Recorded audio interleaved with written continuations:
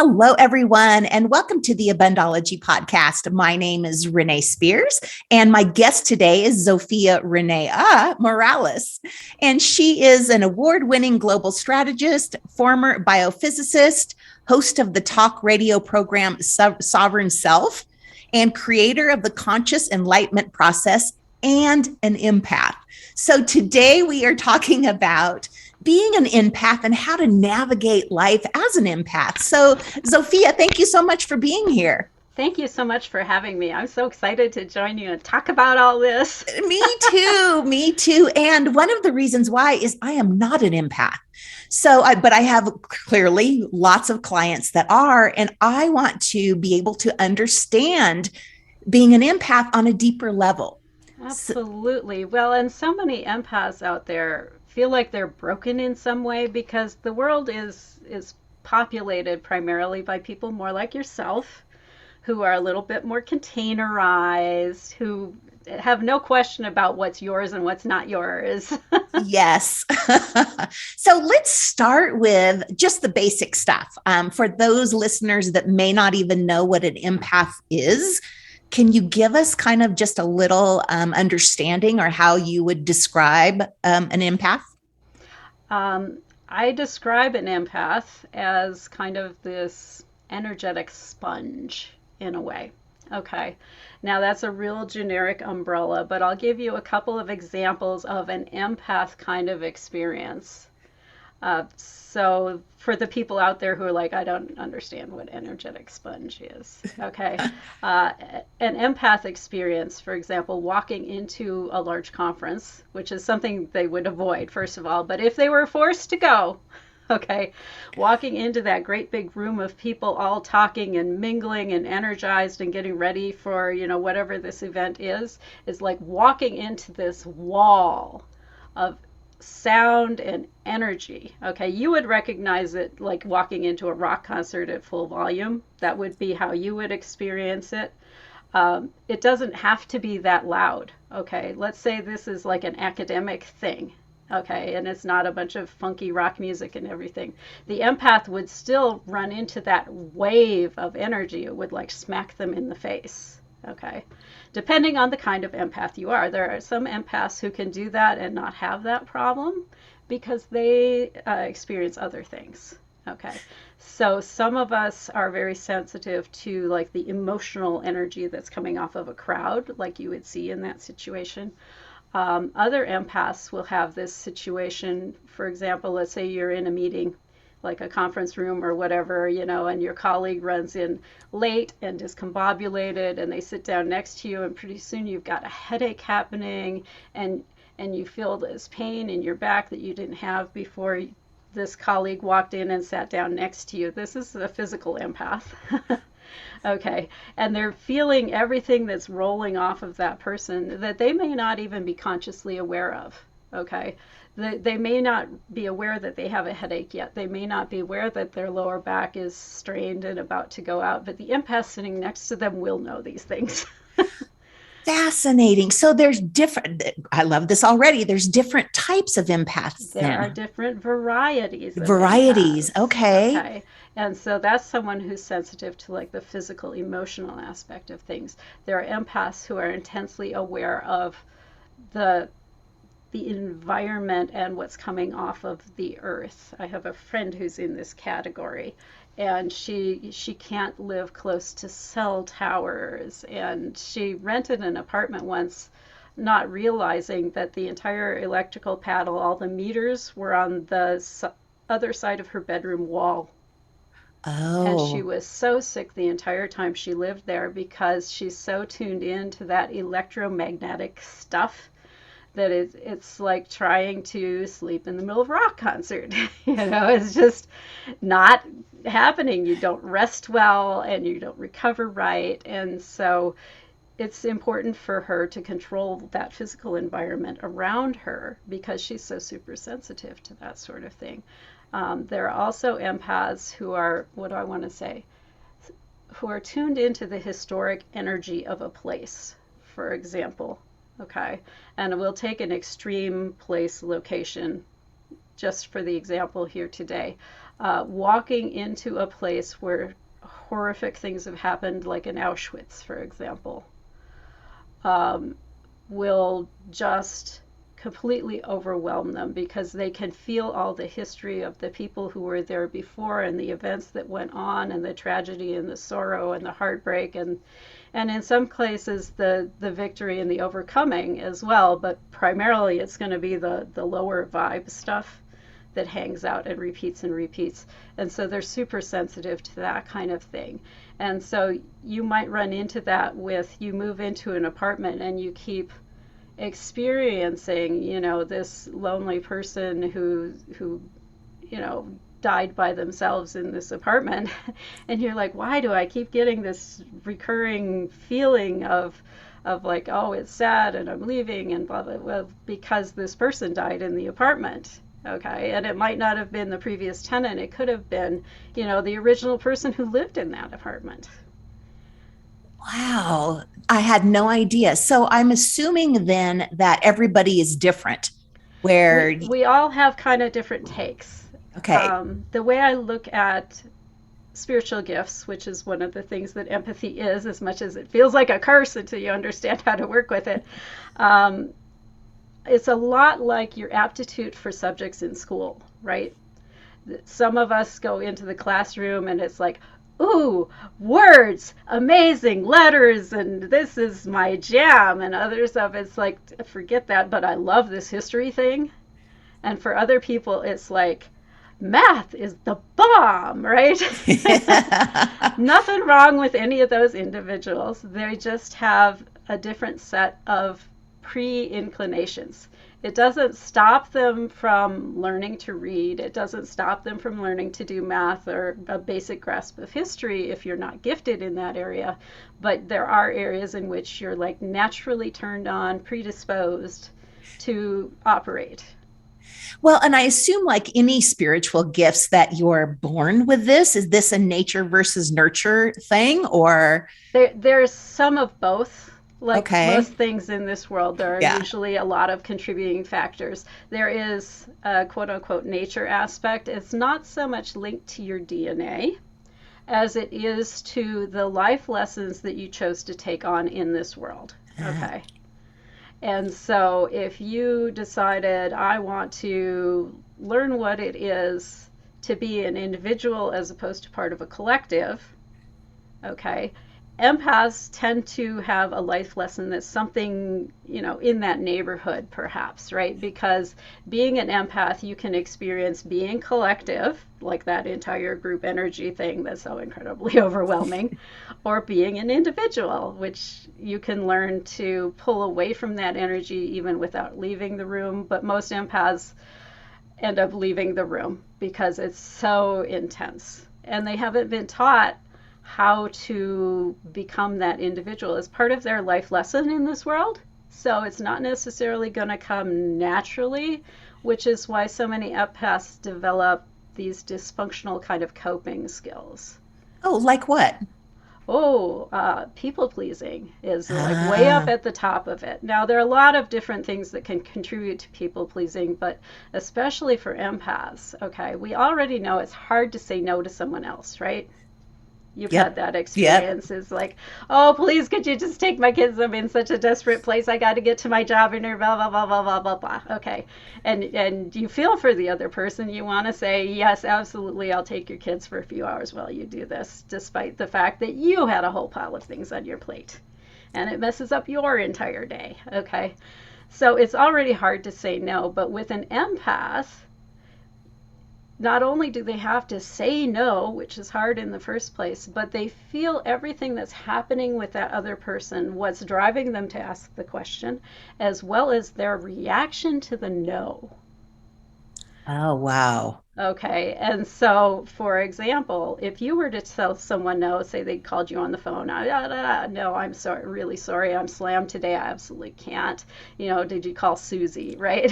Yeah. Give them an option, right? And they're like, ah, end of the world. You can very politely disconnect from them and say, I really have to get back to what I'm doing. I know you can do it. You'll find a solution. Click. Okay. When you hang up the phone, you're disconnected. When Right. the empath hangs up the phone, they still have that backlash that's coming at them energetically.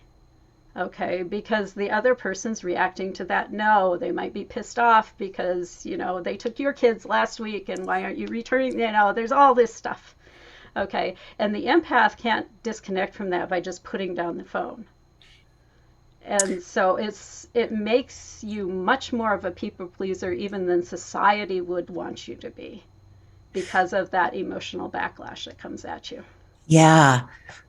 Okay. So just before we go on to the other Yeah. ways that it can show up, how long does that last then? How long do you feel that emotional backlash? A lot of variations around that. Some of it depends on how long the other person's sending it. That's the Okay. primary one. Okay.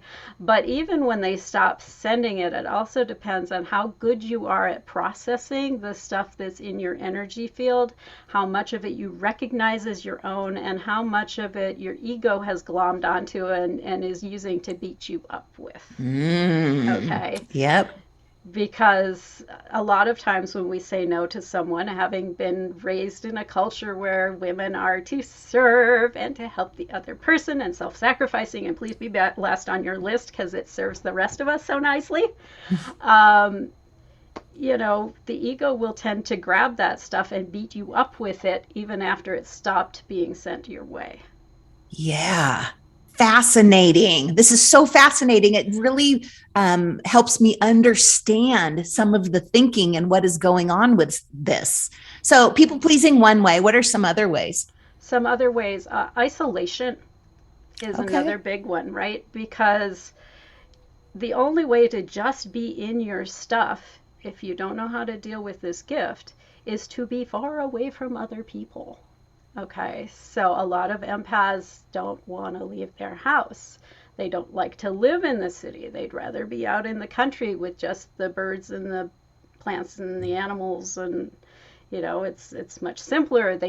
Animals don't put that shit on you.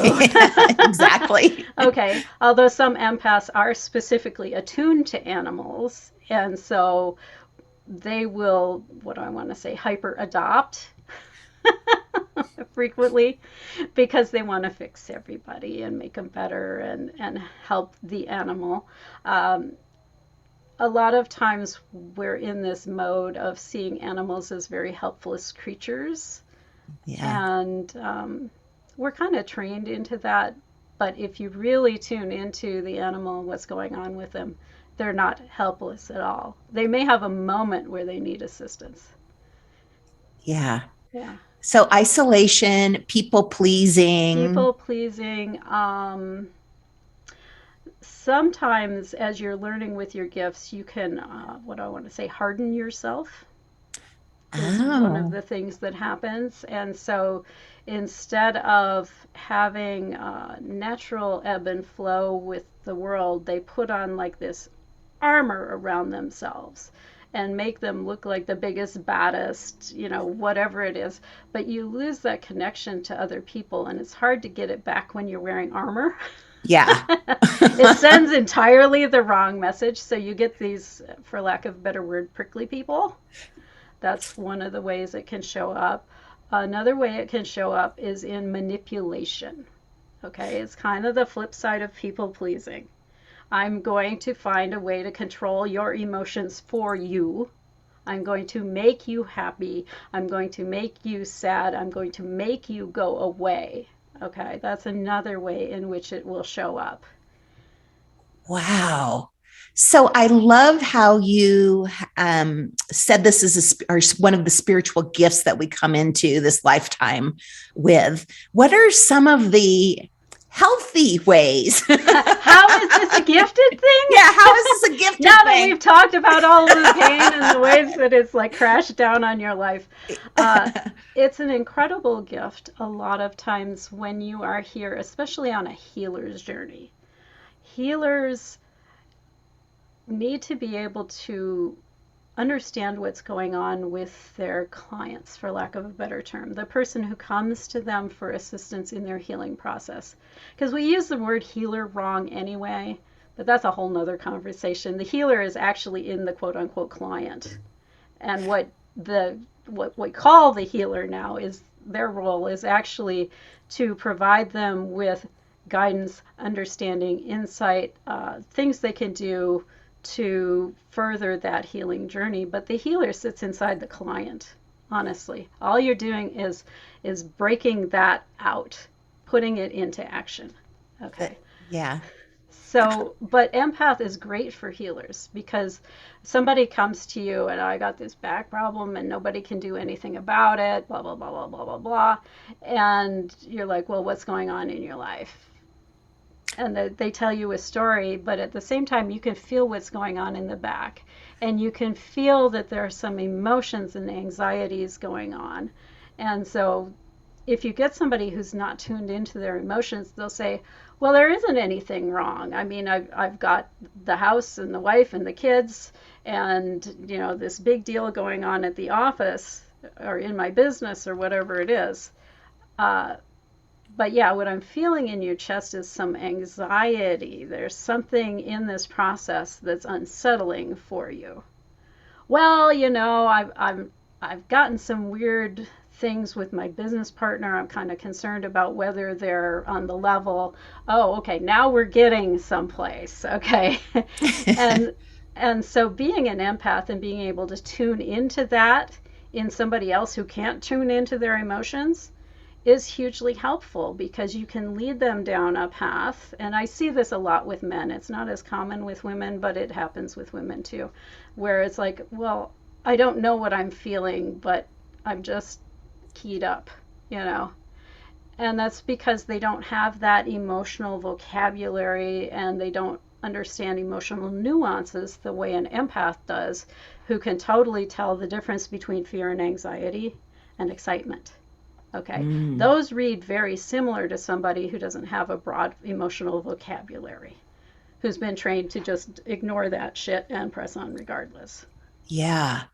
That's so interesting. So I would guess from based on what you're saying that so many intuitives then would be empaths. A great many intuitives are empaths. Not all of them. Again, it's one of these things that there are subsections, there are nuances, okay, and there are other ways to receive your information. If you look at the 5 clairs that they talk about, empathy is not one of them, okay? It's sight, it's hearing, it's smell, it's taste, it's touch, okay? And touch is as close as you get to empath, okay? Because it's like, okay, I'm sensing vibration, I'm sensing, whatever the information is that's coming through the touch. There are a lot of things you can get as a clairsentient. So a lot of empaths will identify closely with that clairsentient aspect of spiritual giftedness. But they may also, in addition, have a certain amount of clear seeing or clear hearing or clear knowing. That's another tricky one, the clear knowing. And that's one that I have, because you have to kind of learn to discern what is your brain just prattling on and doing its thing, and be able to tell the difference between that and this divinely arriving information. And how do you get there? Like, are there some practices that you can do that help clarify? There are a whole shit ton of practices. Oh, good. And the simplest thing you can do is start keeping track. Okay. So get a journal, get an app on your phone, something that's always kind of with you. Okay. And start keeping track of things. It's like, okay, I was driving down the road and I got this feeling I'm supposed to turn left. It's not the route I had in mind. Okay, so you have a choice in that moment, right? Do you take the left or do you take the route that you had in mind? Either way, there's information down that road. Okay, right. One of the most common things I hear in a development circle is this story of, oh, I had this thought at the last minute that I shouldn't sign this contract. It's like, okay, so you didn't. So what happened? No, I did. Okay, what happened? It was a really bad thing. Okay, and they'll go on to tell this horrible story. So there's information either way you go. So that's the first thing. Don't beat yourself up if you ignored the voice, you went your regular route, and you ended up at a car accident or in a car accident or late for your meeting or whatever it was. Okay, and speaking of car accidents, taking the left might actually lead you to a car accident. I discovered this when I started following my voice because I'm a healer. Healers have these huge auras around them, and they are sent places sometimes just to calm the energy, to make things better for the people there, to provide support. It's your presence that does it. You don't always have to do anything. And when I Right. started listening to my intuition about take that left, it's like, why do I keep going past these car wrecks and people pulled over on the side of the road? And why? Well, I didn't ask what's the quickest route to get me there. I asked what's the optimal route. And optimal takes into mind the good of everyone involved. And so, yeah, I might arrive a little slower to the grocery store, but my presence at the site of that accident does something to support the people who are involved in that. Yeah, I had a And if similar and if you and if you want to do something active, you can leave angels and stuff with them to help for a higher outcome. I Go ahead. had a similar experience years ago. I before the Oklahoma City bombing, I was scheduled to go to Dallas for a work thing. So Mm-hmm. I get to Dallas, and it was in northern Texas, and the work thing was canceled, and I'm just sitting there, Like, that which is why am I here? why am I here? What is the reason for me being here? And then the bombing took place. I now know that it was me to be there to help, balance the To energy and support that to energy. support. Exactly. Exactly. Yeah. Exactly. Yeah. Yeah. Okay. So, paying attention, keeping a journal, writing down. Keeping track of what happens when you take that left and being curious about why that was a good choice.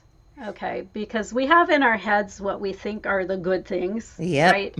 The good thing is that I arrive to my destination on time. The good thing is that, I get more money. The good thing is, whatever that good thing is for you, right? Okay. Yeah.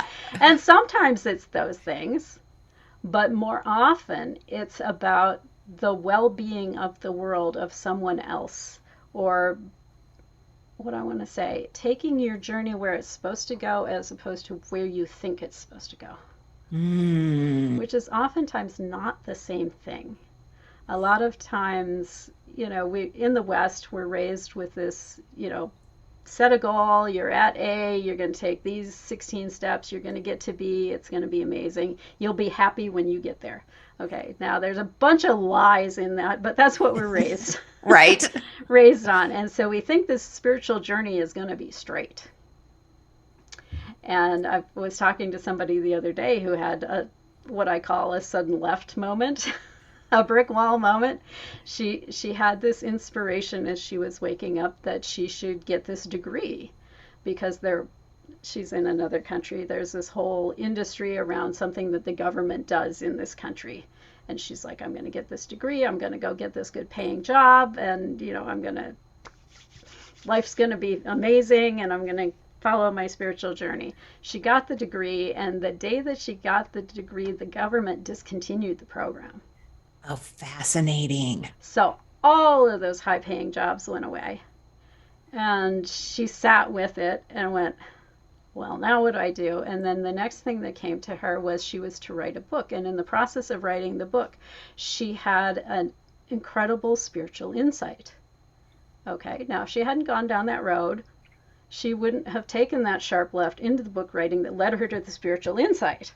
Okay, but the carrot that was needed to take her down that road was that high paying government related job.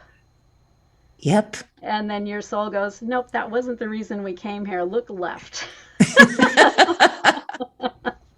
And it's so cool as we get older and we can look back. We have the gift of time then. Yes, when you look back, the context, it becomes clear that this is why I was directed there. But in the moment, the important thing to remember when something gets yanked out of your grasp like that is to have your fit, right? We're human. You're going to have your, God damn it, where'd my cheese go, right? Yeah. Okay, have your fit, but then release that and start to get curious about, okay, why was I brought here? If it wasn't for that hunk of cheese or that carrot, why was I brought here? And you will be amazed at what comes out of these moments of quote unquote disappointment. Yeah. Yeah. Very interesting, because I think this is what you're talking about is one of the ways that I suggest too, is learning how to follow your intuition. Mm-hmm. And I'd never thought of being an empath, like gives you so much more, so many more signals, so much more information. And Exactly. mm-hmm, Exactly. Now, the the other thing you want to learn as you're going along this empath journey is to discern what is yours and what is not yours. Okay? yeah, Because there's a difference between the two. And if you're having trouble discerning it at the beginning, that's not unusual, but there are tools you can use to help you. Okay? One of them is muscle testing. I don't know if you've ever done any of that. And traditionally, it's taught as a two-person operation. Okay. yep, But you can muscle test on yourself. And here's how you do it. There are a few options, but this is the simplest one. The first thing is you get into a state of curiosity about the answer to the question you're about to ask. okay, Okay. The other thing you want to keep in mind is you can ask as many questions as you want, so keep them very simple and clear cut. Okay. An example of a good question would be, uh, is my name Robin? Okay. And my name is not Robin. Okay. So I would muscle test weak for that. Okay. Is my name Zofia? I would muscle test strong for that because that's the truth. Okay. But if I say something like, will the house sell within 30 days? Okay, just out of the clear blue sky like that, no context, you're going to get a mushy answer on that because maybe you're not supposed to sell the house. Maybe the reason that you think you're going to sell the house isn't going to actually come to fruition. Okay, right? We've put a lot of assumptions into this. And yeah, maybe the house will sell in 31 days. Okay. You know, so you want to kind of build up the larger context and go down to the very specific. So generally how I approach a muscle testing session is I test for things that I know categorically to be true and categorically to be false. So 2 plus 2 equals 4. That is immutable. That's always a truth. Okay, 2 plus 2 equals 5 is always a falsehood. Okay, there's no, well, I never liked my birth name involved in that. Okay, so I go with something really clear cut, like the math problem, to test if I'm, what I want to say, if I'm in polarity, is what they call it. Okay, because you can get turned around if you're sick or in distress, that kind of thing. You can test backwards. So the first thing I establish is if I'm testing accurately. So 2 plus 2 equals 4, 2 plus 2 equals 5. And then I think about the question that I want to ask. So if we go back to the house question, okay, will the house sell in 30 days? The reason I would ask that question is because, let's say I'm considering a job in Ohio, and it's too long to commute to Ohio. And the interview was good. They're saying they're putting together an offer for me. Okay. And so being human, I'm like going, okay, so what happens? What happens? I want to know what happens, right? Um, so the bigger question is it optimal for me to take that job in Ohio? yeah, Because maybe it's not optimal for me to do that for some reason that's not apparent to me yet. Maybe it would move me away from my aging parents who in 2 weeks are going to fall down and break a hip, or some other elderly tragedy that's going to require me to be back here. Okay, yeah, don't know any of that yet. So ask about the bigger picture and work your way into the smaller picture. Okay, in this case with an empath, what I would advise after you've made sure you're testing correctly would be to bring to mind what it is you want to ask about. Let's say you've got like this hovering anxiety that's been with you and you just can't ditch it. Is this hovering anxiety mine? If you test strong, it's yours. If you test weak, it's somebody else's. Okay, so now you can kind of look at what are the characteristics of that hovering anxiety? When did it start? Who was I with? What was going on when it showed up? Because empaths tend to attract people who will dump their stuff on you. Yeah. Okay, people figure that out subconsciously. It's like, if I go hang with her, I'm going to feel better afterwards, but they won't know why because they don't even have to discuss whatever it was. Just being in your aura helps them and they move on. So, knowing whether it's your anxiety or their anxiety is helpful because if it's your anxiety, okay, now you can look at what's going on in my life that I have this hovering anxiety. Is there something going on at work, in my relationship? Am I concerned about my finances? What the thing is there some program in my subconscious that says I should be waiting for the other shoe to drop, right? Some of us are not comfortable with life is good Yeah.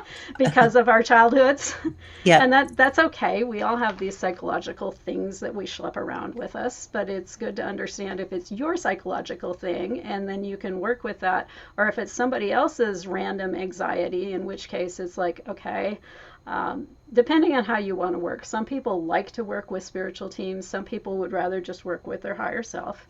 You can say, higher self, okay, this anxiety is not mine, please remove it.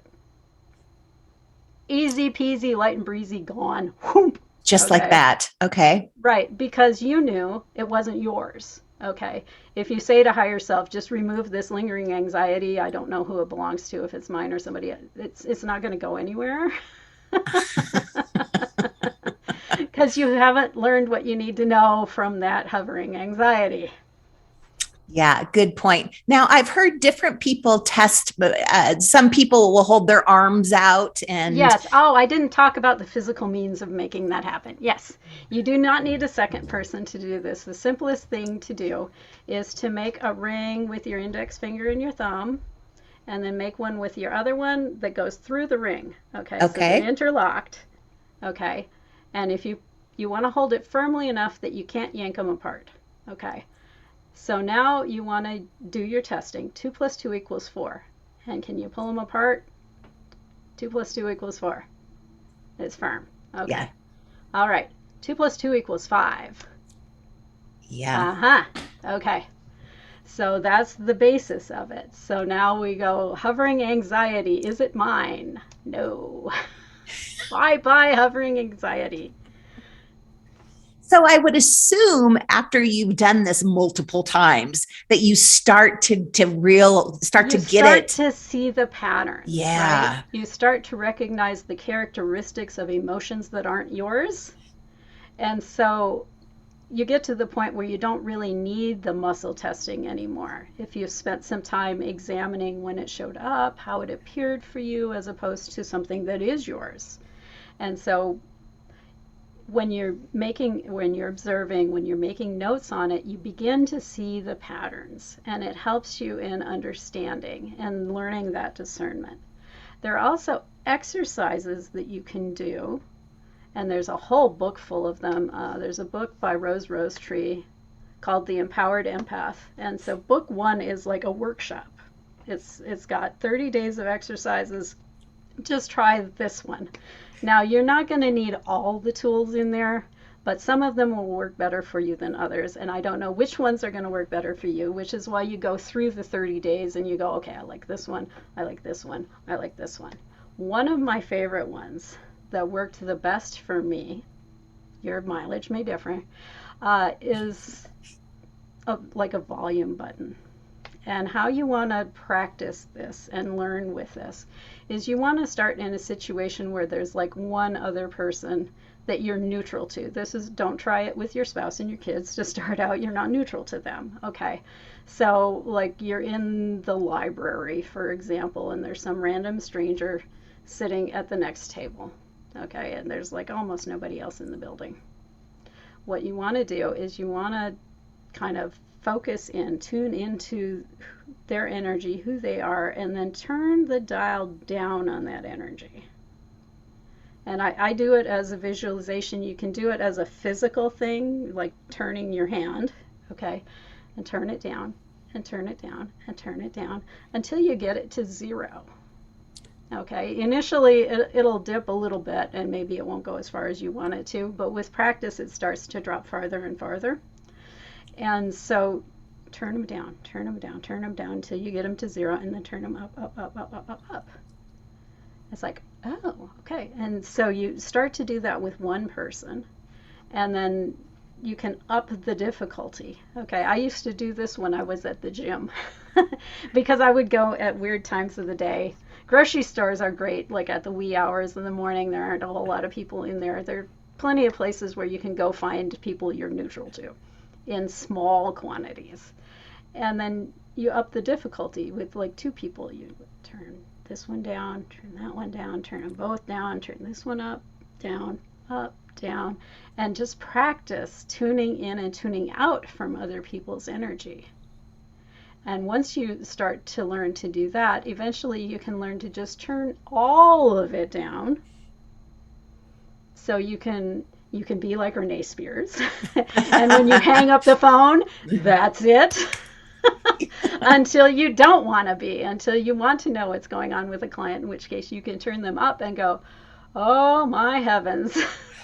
Yeah. What's going on with your left knee? Now, one of the things that I have heard from other empaths is this idea of putting like a protective bubble around you. Yes, yes. Can you talk a little bit about that? Yeah. Shielding is a beautiful and amazing thing, and it can be used in a variety of ways. And it has strengths, it has limitations. I use shielding. I don't use it to control my empathness because I want to be able to turn that on and off. Shielding kind of hangs out there. Okay. And the most common thing that you see in New Age circles is, I have this bubble of golden light. Right. Now, I'm not going to diss the bubble of golden light. It's fabulous. It feels good. It does a number of basic things. So if your bubble of golden light is working for you, keep on doing that. Okay. But you can do more advanced things. Okay. Because sometimes you will find yourself under quote unquote psychic attack. Okay, it's like it feels like the world is just coming for me. There's a reason it feels that way. Somebody's got it in for you. Okay, so this is a really good space to use things like shielding. Okay, because the people we're turning up and down, they're neutral to us. They're not concerned with us. They don't wish us any good or ill will. It's neutral, easy to turn them up and down. Somebody who has it in for you, you're not going to be able to turn them down enough. Okay? And that's where the shielding comes in. And I could do days and days and days on shielding. The thing to keep in mind when you're designing shielding is you want to make sure you don't harm anybody else in the process. If you go into like some of the Wiccan and witchcraft kind of shields that are out there, a lot of them are like, turn it back on the sender, 3 times, that kind of thing. Okay. I don't play that. I mean, you can, but there's karma attached to that. And I kind of want to be done with a lot of my karma. Right, exactly. So there are shields that you can envision that are kind of like, I want to call them space shuttle shields, okay, where they're there to protect you, but they destruct over time. And so you can put it up and it'll take the incoming whatever it is and it gradually goes to pieces, and then you put up another one. But it doesn't cause backlash onto people who are unintended targets. It doesn't harm the person who is sending it, this kind of thing. But it does protect you from that intensity coming in. Yeah. And I would assume in the day of social media now, if you're not an empath, often when people have nasty comments or something on social media, you can kind of just brush it off like, oh, well. Yeah, exactly. But if you're an empath. Oh, you feel all the intention behind that comment. Oh, absolutely. Sweet Jesus. which I would assume the majority of the time really has nothing to do with you either. It has a lot more to do with them. Absolutely. Yep. And that's one thing that I remind my mind of when I read something like that is this has to do with them. Okay, the fact that they see ill intention in whatever I've done, this kind of thing, that's their shit that's happening there. It's not my shit. Okay, this is another level of discernment, right? Yes.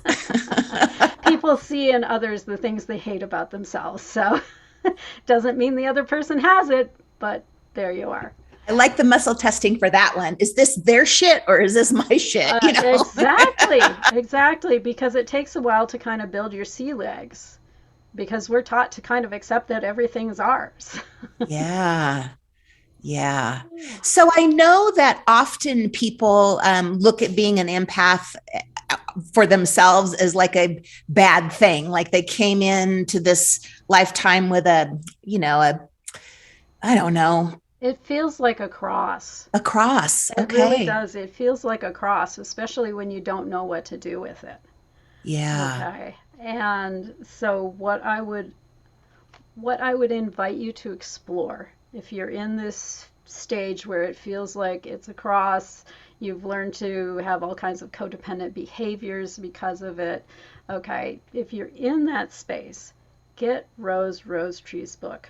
Spend the 30 days going through it, practicing the tools, start to get some separation for yourself, as well as get some empowerment around it.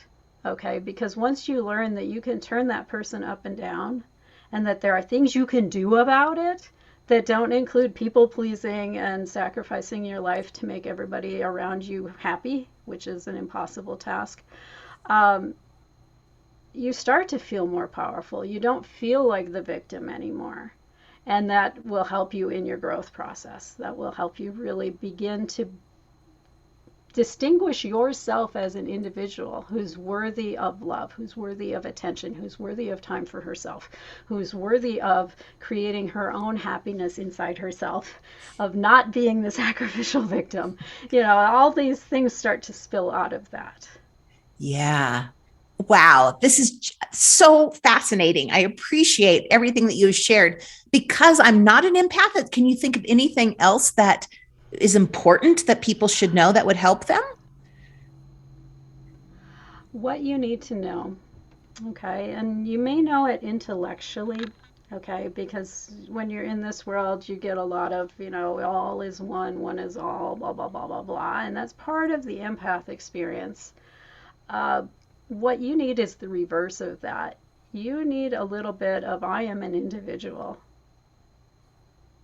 okay?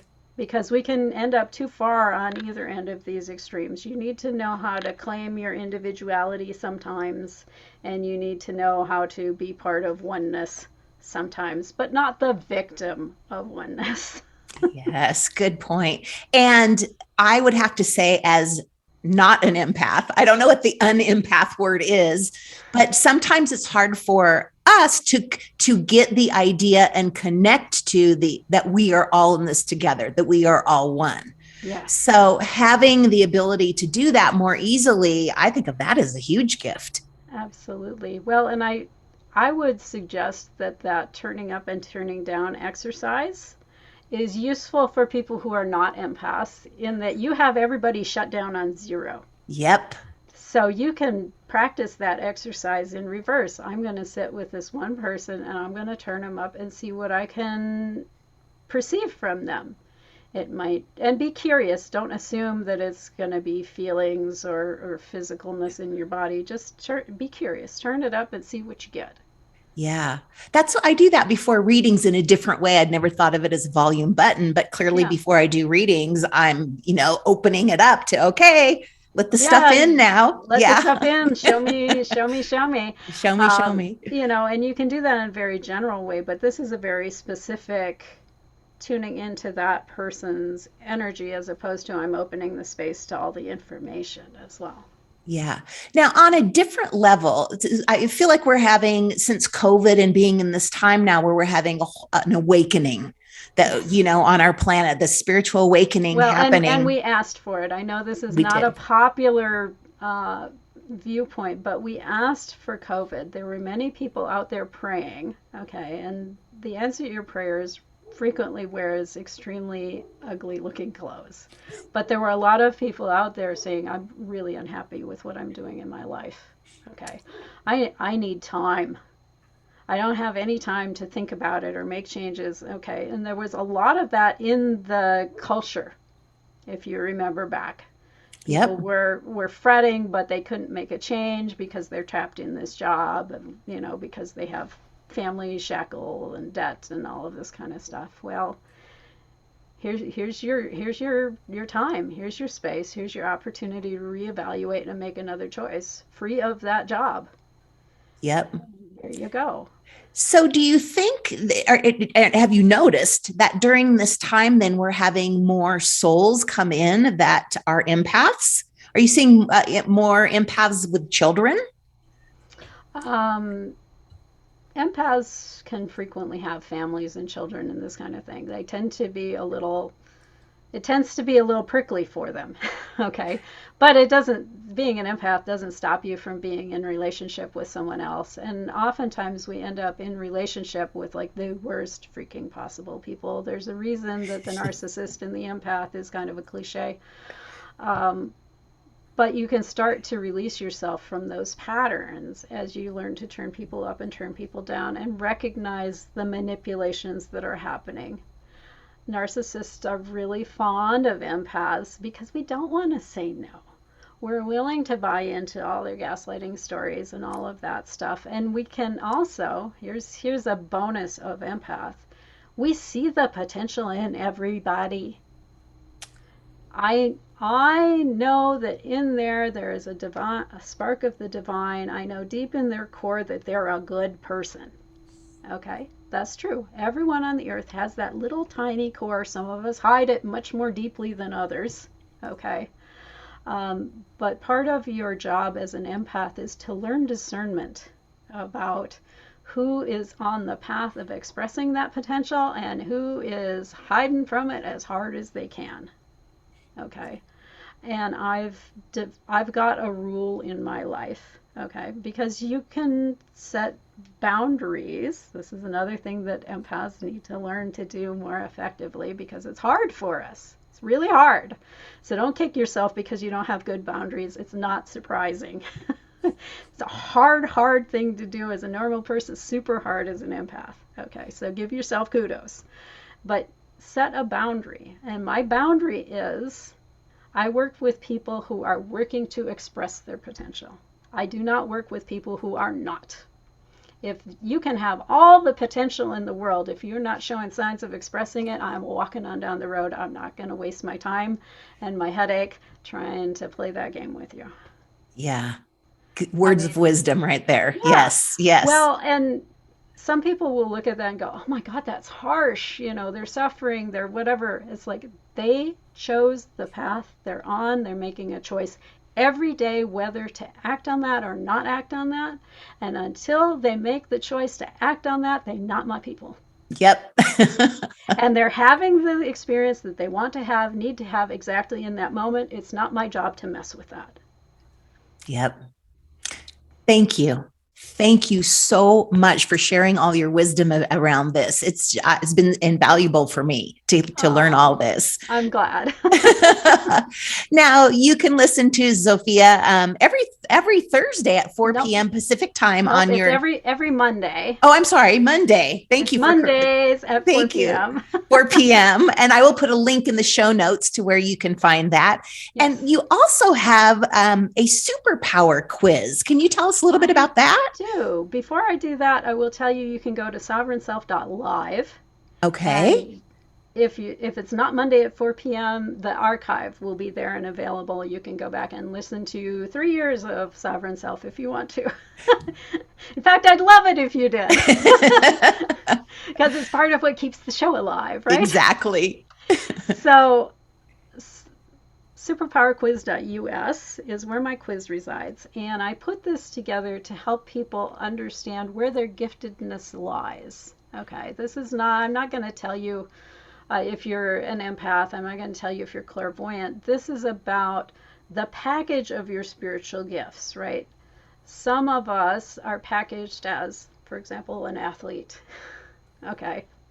Some of us are packaged as like academics. Some of us are packaged as outdoors people. Okay, this is kind of the equivalent of that. This is what your function is, the combination of your spiritual gifts. And so this is where your area of expertise is. And so superpowerquiz.us. That is correct. And so you will find out if you are a reader. You will find out if you are a space holder. You will find out if you are a, oh, the word just went away from me. But there are 5 different things that you can be. Are you a connector? Okay. There, Yeah. it talks about where your package of gifts has its personal focal point. Yeah, I will put a link to that also in the show notes and where to find more info on you. Thank you again for being here. I just cannot tell you how much I've learned. Thank Oh, you. good. I'm so excited that I could be here and be of help. I know there are so many people who just feel like, I'm just so sensitive, I can't deal with the world. There is hope for you. There's hope for you. There is Yes, hope for you. It can be so much better than it is right now, and it's not as hard as you think it's going to be. I love it. Well, thank you everybody for listening, and we will talk to you again next time. All right. Bye bye.